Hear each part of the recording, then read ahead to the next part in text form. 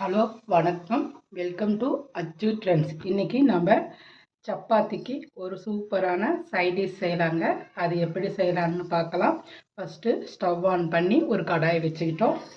இப்போ அதில் ஆயில் சேர்த்துக்கலாங்க. கடாய் காஞ்சதுமே ஆயில் கொஞ்சம் சேர்த்துக்கலாம்.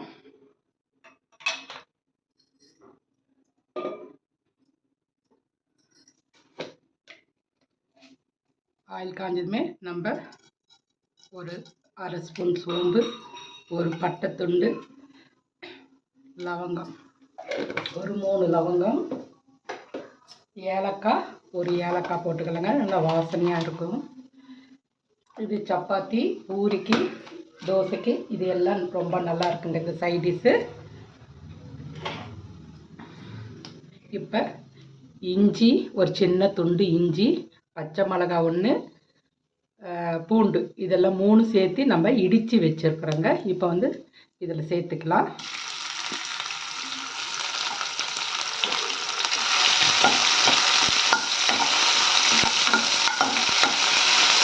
இப்போ வெங்காயம், குடமிளகாய், தக்காளி எடுத்து வச்சுக்கோங்க. இப்போ வெங்காயம், கருவேப்பிலை சேர்த்துக்கலாம்.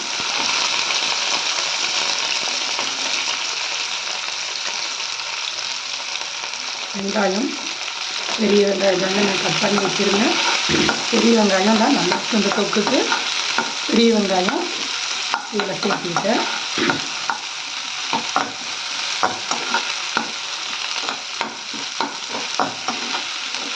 நான் சின்னதாக ஒரு 4 வெங்காயங்க பொடியாக கட் பண்ணி சேர்த்துருக்கேன். உங்களுக்கு தேவையான அளவு நீங்கள் சேர்த்துக்கோங்க.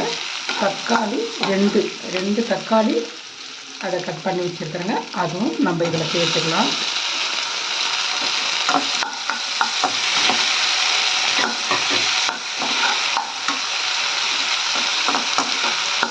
இந்த தொக்கு ரொம்ப நல்லா இருக்குங்க. இதே மாதிரி நீங்கள் வீட்டில் செஞ்சு பாருங்கள், சூப்பராக இருக்குங்க. இது நம்ம குருமா இந்த மாதிரி வைப்போங்க, மசால் குருமா இந்த மாதிரி வைப்போம். பூரி சப்பாத்திக்கு இந்த மாதிரி ஒரு சைட் டிஷ்ஷு ரொம்ப டேஸ்ட்டாக ரொம்ப நல்லாயிருக்கும்.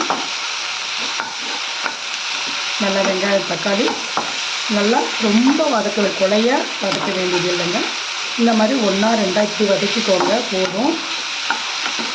அது நம்ம தொட்டு சாப்பிடும்போது ரொம்ப நல்லா டேஸ்ட்டாக இருக்கும். குழஞ்சி இருந்தால் ஒரு மாதிரி இதாகிடும். இந்த மாதிரி இருக்கும்போது ரொம்ப நல்லாயிருக்கும்.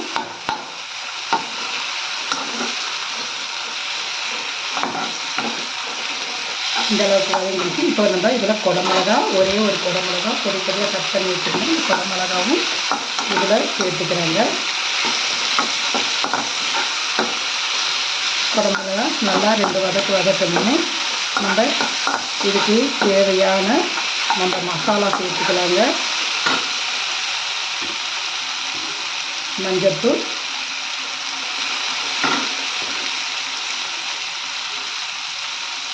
காரத்துக்கு தகுந்த மிளகாத்தூள், நம்ம பச்சை மிளகாவும் போட்டிருக்கோம். உங்களுக்கு தேவையான அளவு காரம் போட்டுக்கோங்க. நான் ஒரு அரை ஸ்பூன் மிளகாத்தூள் போட்டுருக்கேன். வெறும் மிளகாத்தூள் தாங்க சேர்த்துருக்கேன்.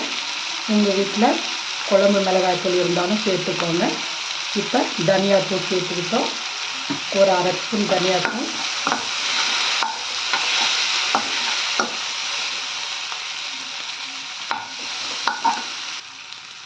இப்போ வெங்காயம் தக்காளியெல்லாம் வதங்கிடுச்சு. நம்ம இதில் கொஞ்சமாக நம்ம தண்ணி சேர்த்துக்கலாம்.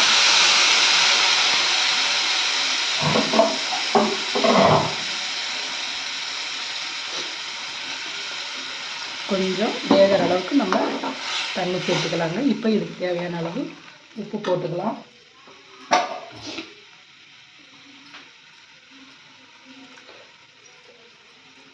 தொக்குக்கு தேவையான அளவு உப்பு போட்டுக்கிட்டோம். இப்போ க்ளோஸ் பண்ணி வைக்கலாங்க.